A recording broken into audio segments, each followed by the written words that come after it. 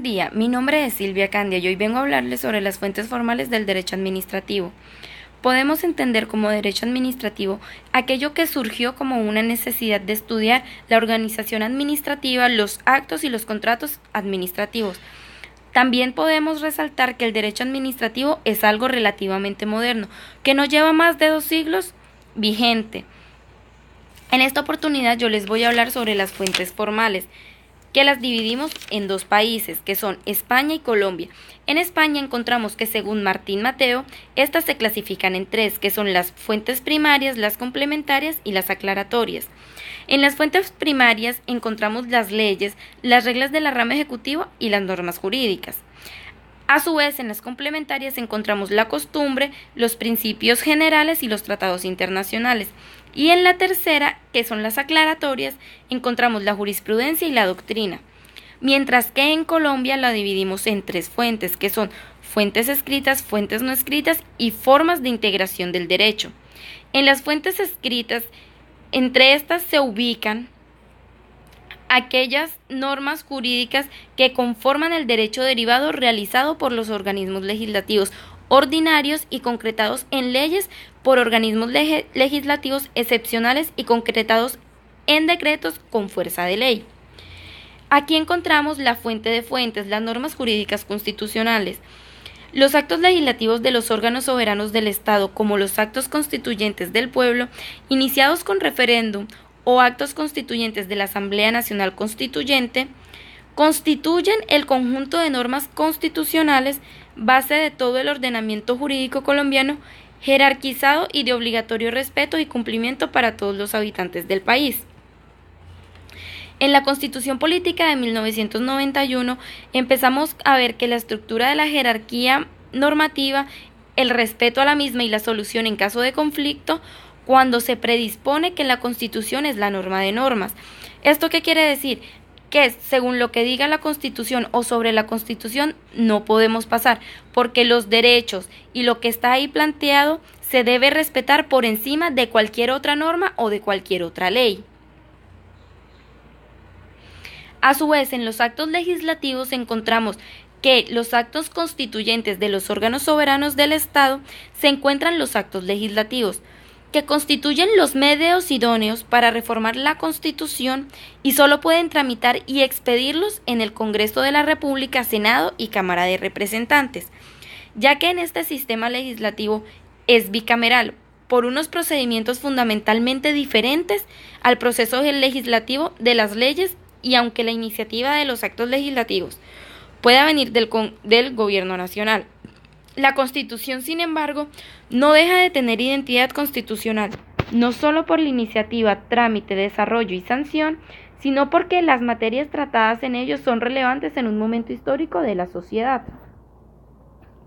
Encontramos que en la Constitución de 1991 se introdujo, además de este mecanismo tradicional de reforma a la Constitución por vía legislativa y congresal por los actos legislativos, otros medios idóneos para hacerlo, sin dejar de ser actos normativos constituyentes. También encontramos que la Corte Suprema de Justicia declaró, ajustando a la Carta Fundamental en cuanto a la convocatoria de la Asamblea Constitucional, el término de funcionamiento, pero declaró inconstitucional todos aquellos límites impuestos al constituyente primario, como el control jurisdiccional ejercido por la Corte de todo y el temerario que implica el límite de su competencia, temario que el acuerdo político limitaba a importantes temas institucionales.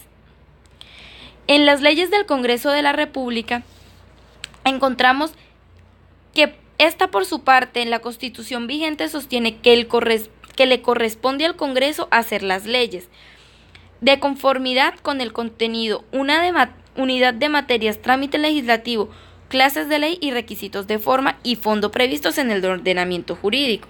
De ahí que la Corte Constitucional haya reconocido en esa capacidad exclusiva y excluyente una especie de cláusula general de competencia legislativa para significar con ello que en Colombia, a diferencia de otros países como Francia,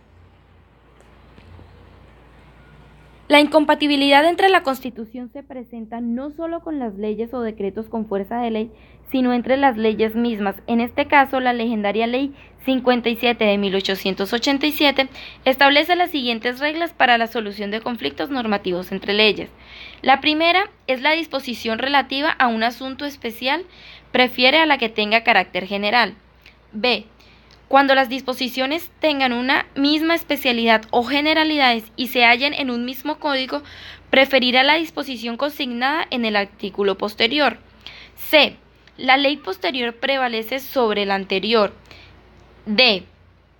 Estímase insubsistente una disposición legal por declaración expresa del legislador. Y E. La Constitución es ley reformatoria y derogatoria de las legislaciones ya preexistentes. En los decretos con fuerza de ley, el legislador extraordinario, el presidente y el gobierno nacional. En este encontramos que el presidente de la República simboliza la unidad nacional y representa y ejerce como jefe de Estado, jefe del gobierno y suprema autoridad administrativa. Esta triple calidad, que en otros regímenes y estados del mundo, como en España, se halla en cabeza de diferentes personalidades públicas, en este caso en el rey, en tanto el presidente del gobierno es quien adquiere la jefatura del gobierno, dirige la política interior y exterior, la administración civil y militar y la defensa del Estado conjuntamente con su vicepresidente y sus ministros. Los actos administrativos nacionales, seccionales y locales. A pesar de que el decreto ley 01 de 1984 en su artículo 83 define el acto administrativo como las conductas y abstenciones capaces de producir efectos jurídicos y en cuya realización influye de modo directo e inmediato la voluntad o la inteligencia, hoy por hoy, en vigencia del Código de lo Contencioso Administrativo, abandonamos toda definición tanto de acto administrativo como de la institución jurídico-administrativa expedidora del mismo con carácter exclusivo y excluyente.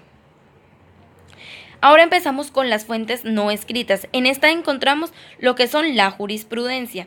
En el derecho administrativo que existe una especie de jurisprudencia producida por los funcionarios o personas privadas o públicas cuando unos y otros ejercen una función pública en vía administrativa al resolver recursos de reposición, apelación y queja, como en procedimientos catalogados de administrativos generales y especiales, resolución de trámite de recursos extraordinarios, de revocatoria directa de actos administrativos. Esta jurisprudencia administrativa se ve generando en las decisiones de carácter administrativo que profiere la administración pública o estatal a nivel nacional. ¿Qué se busca con la jurisprudencia? La jurisprudencia es un medio de apoyo para los jueces para que tomar decisiones en casos similares no sea tan tedioso ni tengan que realizar otra sentencia. También encontramos la doctrina entre estas fuentes no escritas. La doctrina es otra de las fuentes del derecho que tiene por objeto hacer hablar a las normas jurídicas constitucionales, legales o disposiciones normativas con el análisis, la hermenéutica y la elaboración de tratados, los cuales servirán para parámetros teóricos, prácticos para aclarar, rediseñar o prospectar el mejor entendimiento del derecho y acercarlo a la vida diaria entre quienes lo producen y quienes son destinarios directos o indirectos, sujetos del mismo o simplemente iniciantes en su estudio. Aquí también encontramos lo que conocemos como la costumbre pater legem. La costumbre es un sentido lato, es el uso repetido y generalizado de un hecho, un suceso o una actividad determinada y determinable por los miembros de una sociedad. Estos sucesos o hechos en el transcurso del tiempo se convierten en pautas. Aunque éstas no estén escritas, no quiere decir que no se puedan cumplir, ya que la sociedad está acostumbrada a realizar ese cierto tipo de actos o ver cierto tipo de situaciones en las que por obligación se deben regir. Los principios universales del derecho. En los principios generales del derecho que menciona la Constitución del 91, como criterio auxiliar de la actividad judicial, es la versión estatalizada por los principios universales del derecho, que se acogen en el criterio de la universalización del derecho, Hoy por hoy no podemos establecer estos principios con carácter estatal, sino universal. La doctrina universal conoce como proceso de lesividad en el que la propia administración pública o estatal demanda sus propios actos por considerarlos lesivos para el emisor y con base en las causales previstas en los artículos 84, 85 y 149, y en contravía del principio universal del derecho. En las formas de integración del derecho encontramos la realidad de verdad. En esencia, no puede considerarse como fuente del derecho la equidad natural a la analogía, tal como lo estima, al menos por la equidad, el artículo 230 de nuestra Constitución. En consecuencia, sin ser propiamente fuentes del derecho, son verdaderas formas de integración del derecho, a las que acuden jueces, funcionarios estatales o personas privadas con funciones administrativas y doctrinantes cuando estudian, analizan o aplican las normas jurídicas del derecho originario, de derecho derivado o accesorio o complementarias del mismo derecho. También encontramos aquello de la equidad natural dentro de la integración del derecho. En la equidad natural decimos que esta da como valor constitucional es la visión que debió plantarse la Constitución de 1991 y no como uno más de los criterios auxiliares de la actividad judicial. Pues al hacerlo así, los constituyentes de 1990 degradaron su razón de ser y el alto valor que representa como haz que irradia todo el derecho sustantivo y procesal previsto ya en la Constitución. Y por último, encontramos lo que es la analogía. ¿Qué es la analogía? Es otra de las formas de integración del derecho o forma de llenar las lagunas dejadas por el ordenamiento jurídico en el camino de regular todas las actividades humanas, las relaciones entre personas o de estas con los organismos, dependencias, instituciones o entidades del Estado. Las lagunas no son del derecho, sino lagunas legales o previstas en el ordenamiento jurídico.